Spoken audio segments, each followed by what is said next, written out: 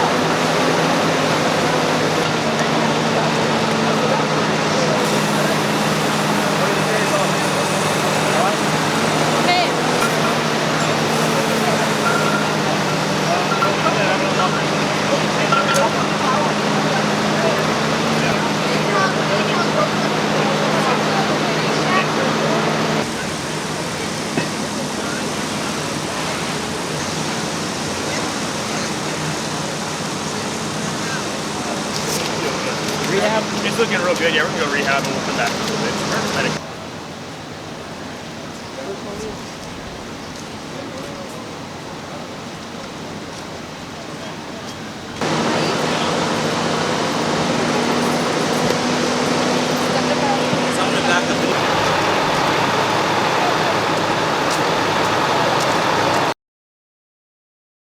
Last name for me?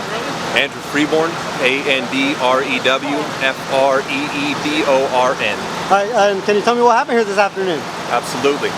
Just after 2 o'clock this afternoon, the Kern County Fire Department Emergency Dispatch Center received multiple calls for a home on fire. Units did respond quickly, but their response times were somewhat interfered with by the large amount of traffic in the way on the way into the call today. So it is one reminder we'd like to make for the community.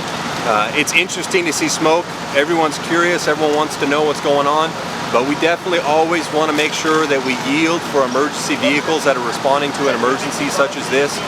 When you see the red lights flashing, when you hear the sirens, definitely pull to the right. Allow these emergency responders to be able to get there as quickly as possible.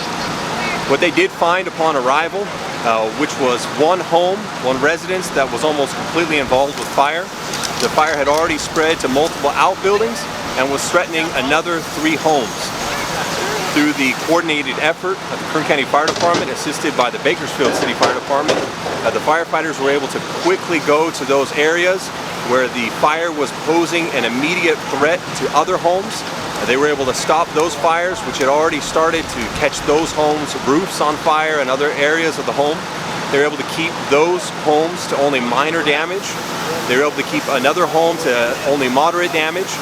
And we're very happy to say that there was no one that was reported injured from the civilians or the firefighters today.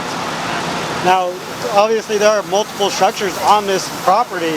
How important is it for you guys to get here and subdue the fire as soon as you guys get on scene?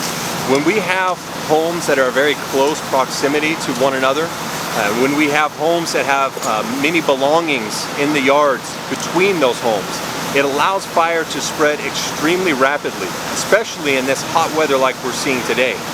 So it's extra crucial that we have enough firefighters that are responding and that we have enough firefighters that are able to get here quickly. The sooner they can arrive on scene, the smaller that fire is when they arrive, the faster they can put it out, and the less destruction that results from that fire. So how many properties were actually damaged?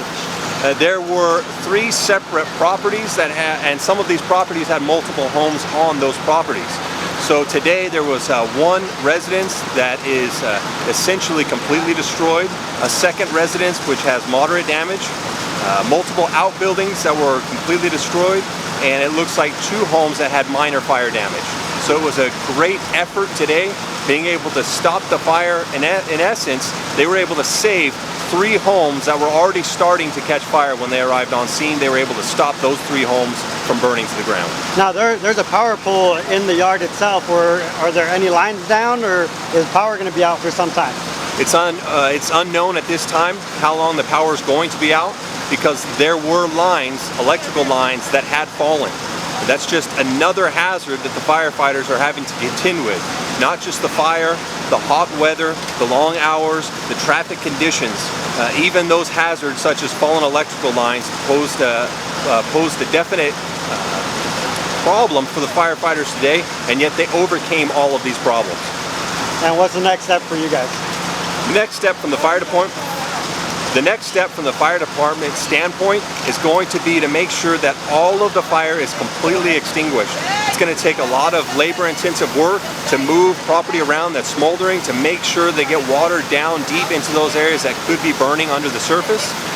Once we know that it's safe, there's no chance of the fire rekindling, then we'll be able to step aside. We'll allow these individuals to be able to work with Red Cross, other services such as CityServe, the utility companies, to go ahead and get their lives back in order. So how many crew members do you guys have on scene today? You know, I don't know that number off the top of my head. Do you know the response that was called out? It was originally a reinforced structure, and that alarm was reinforced, so this was a second alarm fire today. All right, anything else you'd like to add on? Just to reiterate once again, it is difficult for the emergency responders to get here in a timely manner when the streets are so congested. We all want to see what's going on. It's for good reason. We have concern over our neighbors. But the best thing that we can do is make sure the roads are clear. That way the emergency vehicles can make access when they need to come here. All right, perfect. Thank you.